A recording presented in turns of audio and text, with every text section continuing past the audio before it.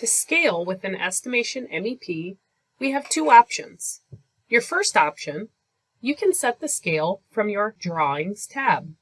You can select individual drawings and scale based on any scale within your pre-existing dropdown, or you can select all and scale.